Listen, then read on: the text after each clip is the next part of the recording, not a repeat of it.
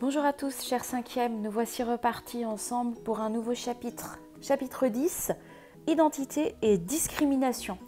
Je vous propose de faire un peu d'EMC pour changer. Alors je vous rappelle, l'EMC c'est l'enseignement moral et civique. Alors, durant cette vidéo, nous allons tâcher de répondre aux deux questions suivantes. Tout d'abord, quels sont les éléments faisant de chacun d'entre nous des personnes uniques, donc avec une identité unique? Et si chacun est différent de l'autre, quelles sont les conditions pour bien vivre ensemble, c'est-à-dire sans discrimination? Alors, vous l'aurez compris, mon plan sera composé de deux parties. 1. Identité. 2. Discrimination. Je vous rappelle qu'à tout instant, vous pouvez faire pause sur la vidéo et ainsi prendre le temps de noter dans votre cahier les éléments de cours.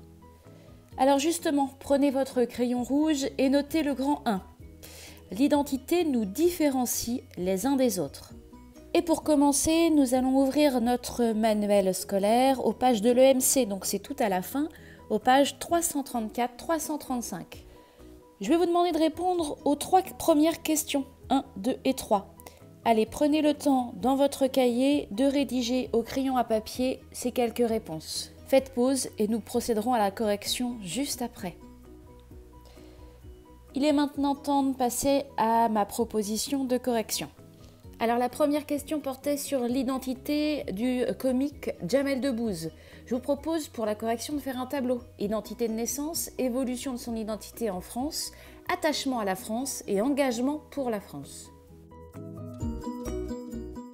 Vous avez pu le lire dans les documents, au niveau de l'identité de la naissance, Jamel Debbouze est né en France, à Paris, en 1975.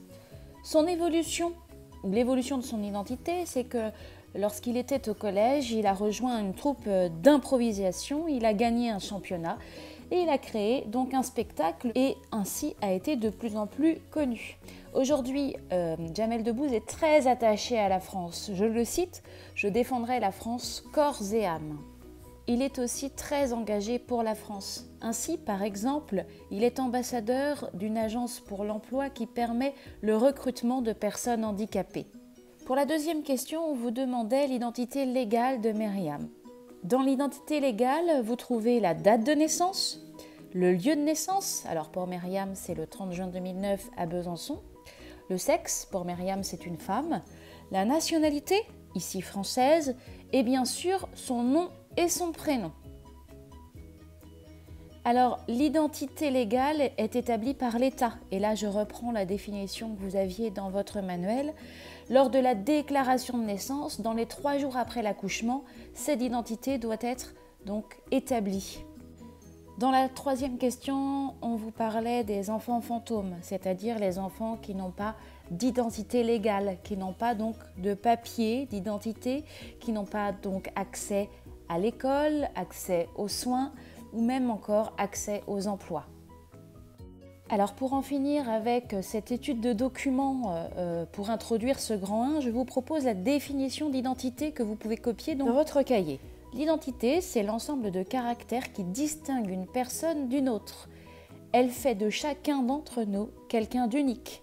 Vous n'avez pas la même identité que votre voisin. Il est désormais temps de faire une pause sur le cours. Nous le reprendrons à un autre moment. Allez, reprenons ce chapitre 10 d'EMC, identité et discrimination. Je vous rappelle qu'on a fait une étude de cas avec le grand 1 sur l'identité. Maintenant, nous allons faire le cours A, donc en vert. L'identité légale identifie chacun d'entre nous. Tout d'abord, comme l'indique le titre, l'identité légale permet à la loi de distinguer une personne, puisque chaque personne est unique. Cette identité légale donc, est composée du nom, du prénom, de la date et du lieu de naissance. C'est ce qu'on a vu dans l'étude de cas avec Myriam. On la retrouve sur tous les documents d'identité et elle est délivrée par l'État. Chez nous, c'est par l'État français, 3 jours donc après l'accouchement. Dans certains cas, la loi autorise à changer de nom ou de prénom ou encore, bien sûr, de nationalité. Voilà ce que je voulais que vous reteniez du grand A. Passons au B, toujours en vert, l'identité personnelle, celle qui se construit jour après jour. Alors là, c'est davantage l'étude qu'on a fait avec Jamel Debbouze. L'identité personnelle est construite avec le vécu de chaque personne, dans sa famille, avec ses amis ou bien au travail. Cette identité peut parfois être partagée à l'intérieur d'un groupe, avec lequel nous partageons des points communs, le club de foot, le club de hand ou le club de musique. Allez, après avoir fait le cours de ce grand 1, je vous propose une pause. Nous reprendrons le cours à un autre moment. Allez, nous pouvons reprendre ce chapitre 2MC avec le grand 2 en rouge.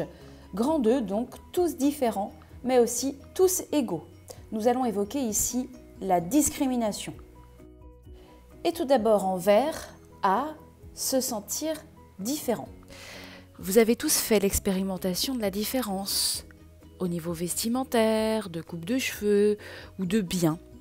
Les différences entre chacun peuvent parfois causer des discriminations. Vous pouvez ainsi noter cette phrase. Ces discriminations peuvent avoir plusieurs causes, le physique, les vêtements ou encore les croyances. Cette discrimination exclut, parfois humilie, ceux qui en sont victimes. Et nous verrons dans un second temps que les discriminations sont punies par la loi. Alors je vous demande de noter la définition de discrimination, donc en rouge. Discrimination, c'est inégalité de traitement entre les personnes en raison de leurs différences. Allez, nous allons passer au B, très court. B en vert, des humains mais une seule humanité. Donc de façon très rapide, je vais vous inviter à noter d'abord qu'il n'existe qu'une seule humanité.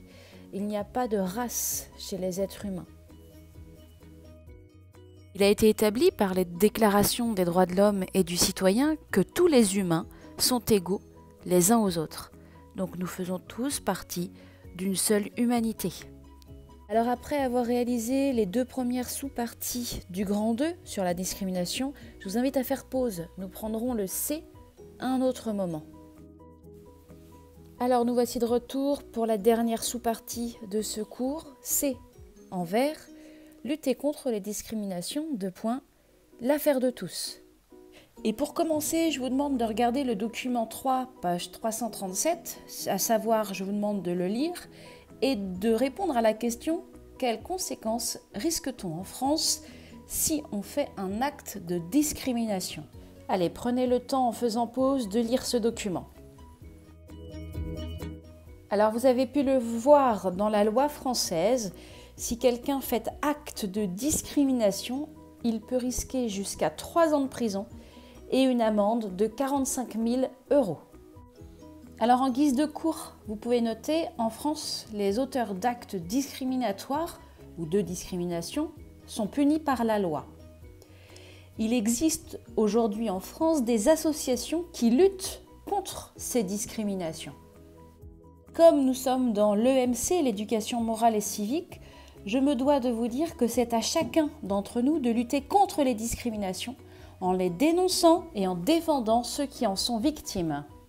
Afin de clôturer ce chapitre et pour rendre plus concret le travail sur les discriminations, je vous propose de réaliser une affiche, un poème, un article, un dessin ou toute autre forme de votre choix montrant votre engagement, votre lutte contre les discriminations. Vous pouvez vous aider des pages 336-337 de votre manuel, vous avez des exemples. Vous me rendrez ce travail ou alors vous le présenterez aux autres si nous nous retrouvons en classe fin mai, début juin. Le butoir est le 2 juin. Vous devrez me rendre votre travail le 2 juin. Voilà, ce chapitre s'achève. Le chapitre 2MC est fini. Je vous retrouve pour un autre chapitre, soit en classe, soit via une nouvelle vidéo. Au revoir.